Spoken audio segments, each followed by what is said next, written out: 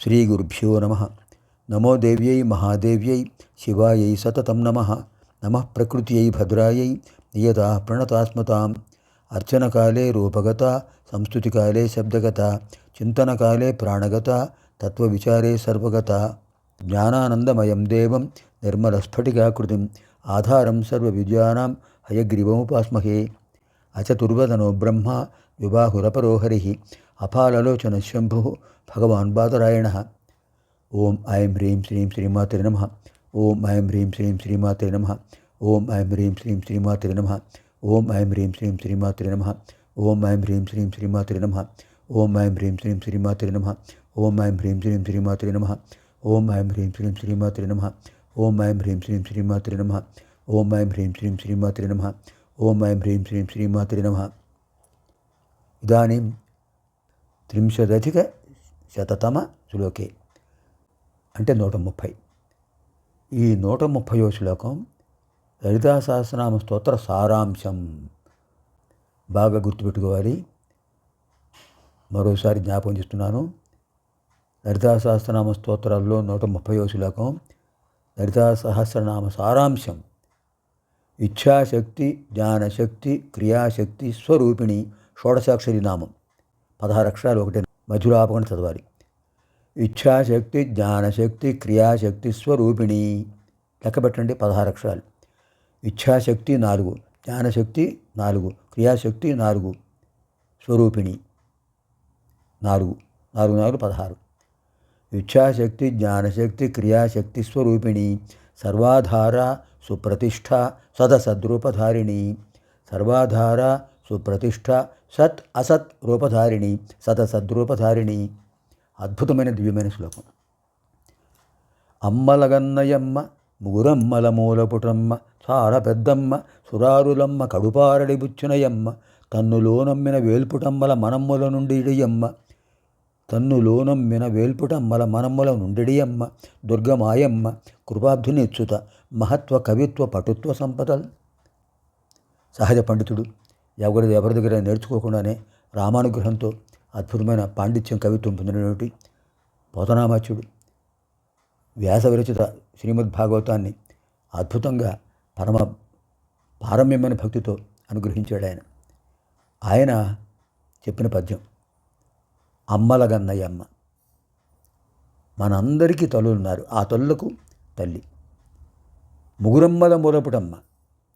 మహాకాళి, మహాలక్ష్మి, మహాసరస్వతి ముగ్గురమ్మలు. ఆ ముగ్గురికి ఆధారం లలితాపరా భట్టారిక.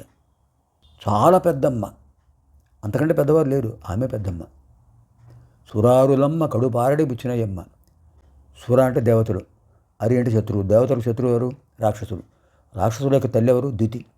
దితికి బాధ కలిగించిన వారు అంటే మహిషాసురుడు, భండాసురుడు, శుంభుడు, నిశుంభుడు ఇలాంటి వాళ్ళందరినీ సంహరించడం వల్ల దితి బాధపడింది.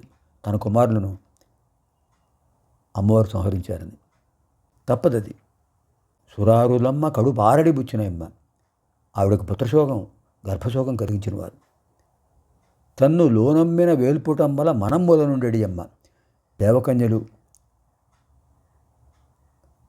దిక్పాలకుల భార్యలు అందరూ అమ్మవారి మనసులో ఆరాధిస్తుంటారు, వాళ్ళని అనుగ్రహిస్తుంటారు. వాళ్ళ మనస్సులో ఉన్నారు అమ్మవారు. దుర్గ మా అమ్మ. ఎవరు ఆ అమ్మ? మా అమ్మ, మన అమ్మ. కృపాబ్ధునిచ్యుత మహత్వ కవిత్వ పటుత్వ సంపదల్. అది ఇచ్ఛాశక్తి, జ్ఞానశక్తి, క్రియాశక్తి. ఇచ్ఛాశక్తి శ్రీ మహాలక్ష్మీదేవి, జ్ఞానశక్తి శ్రీ మహాసరస్వతిదేవి, క్రియాశక్తి మహాకాళి. మనసులో సంకల్పం వచ్చింది, ఇచ్ఛాశక్తి. ఆ సంకల్పాన్ని ఎలా నెరవేర్చుకోవాలో దానికి ప్రణాళిక ఆలోచిస్తున్నాం. తెలివి, బుద్ధి, అది జ్ఞానస్వరూపిణి. ఆ పని చేస్తున్నాం. అమ్మవారి నామాలు స్మరిస్తున్నాం, చదువుతున్నాం, పారాయణ చేస్తున్నాం, శక్తితో చేస్తున్నాం, ఏకాగ్రతతో చేస్తున్నాం. ఇది క్రియాశక్తి. ఈ 3 స్వరూపాలు ఎవరివి? అమ్మవారివే. స్వరూపిణి. ఇంకా సర్వాధార. సర్వేషాం ఆధార, సర్వాధార. అందరికీ ఆధారం అమ్మవారే. ఆ బ్రహ్మకీట జనని అని చెప్పారు. ఆ బ్రహ్మకీట జనని, పిపిలిగాది బ్రహ్మపర్యంతో అందరికీ అమ్మ అందరికీ ఆధారం అమ్మవారే. మూలాధారం, కుండలి శక్తి ఉన్నది అక్కడే, మూలాధారం. అంచేత ఆధార, సర్వేషాం ఆధార, సర్వాధార. సుప్రతిష్ఠ, సుప్రతిష్ఠ బాగుగా ప్రతిష్ఠించబడిన వారు. ఎక్కడ? హృదయేషు, సర్వేషాం హృదయేషు సుష్ఠు ప్రతిష్ఠిత సుప్రతిష్ఠ. అందరి హృదయాల్లో అమ్మవారు అద్భుతమైన రాజరాజేశ్వరి రూపంతో ప్రతిష్ఠించబడి ఉన్నారు. శ్రీ మహాలక్ష్మీదేవిగా ప్రతిష్ఠితులై ఉన్నారు. శ్రీ మహాసరస్వతిదేవిగా ప్రతిష్ఠితులై ఉన్నారు. శ్రీ మహాకాళీ స్వరూపిణిగా ప్రతిష్ఠితులై ఉన్నారు. దుర్గామాతగా ప్రతిష్ఠితులై ఉన్నారు. అటువంటి అమ్మవారు సుప్రతిష్ఠ. సత్ అసత్ రూపధారిణి. బాగా గమనించాలి నామం. సత్ అసత్ రూపధారిణి. సత్ అసత్, సత్ మంచి, అసత్ చెడ్డ, రెండు రూపాలు ఉన్నాయి. దుష్టులకు అసద్రూపధారిణి భైరవి, కాళి అసద్రూపం. శిష్టులకు, దేవతలకు అనుగ్రహోపం రాజరాజేశ్వరి, అన్నపూర్ణాదేవి, శ్రీ మహాలక్ష్మీదేవి, శ్రీ మహాసరస్వతిదేవి అనుగ్రహ స్వరూపం. ఇది సద్రూపం, అది అసద్రూపం. యద్భావం తద్భవతి. అమ్మవారు చాలా భయంకరంగా ఉంటారు, భయంకరంగానే కనిపిస్తారు.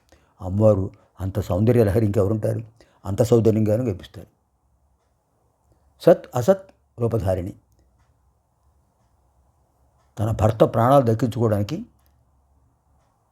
సత్యవంతుడి ప్రాణాలు దక్కించుకోవడానికి అమ్మవారిని ప్రార్థించింది సావిత్రి.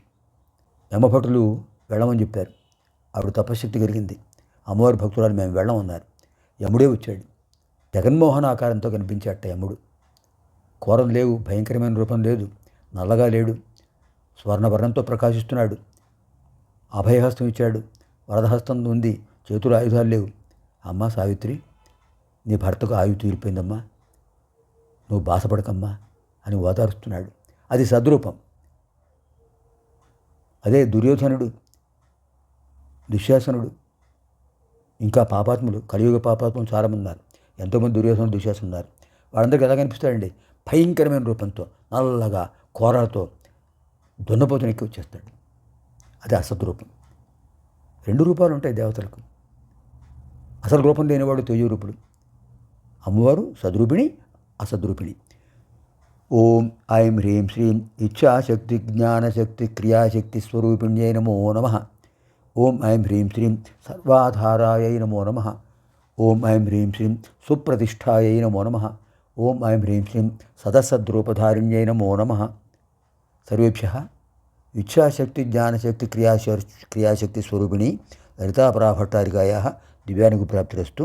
శుభం భవతు. స్వస్తి. ఈ 130 శ్లోకం నిరంతరం చదువుకోండి, స్మరిస్తూ ఉండండి, అమ్మవారి అనుగ్రహం పొందండి. స్వస్తి.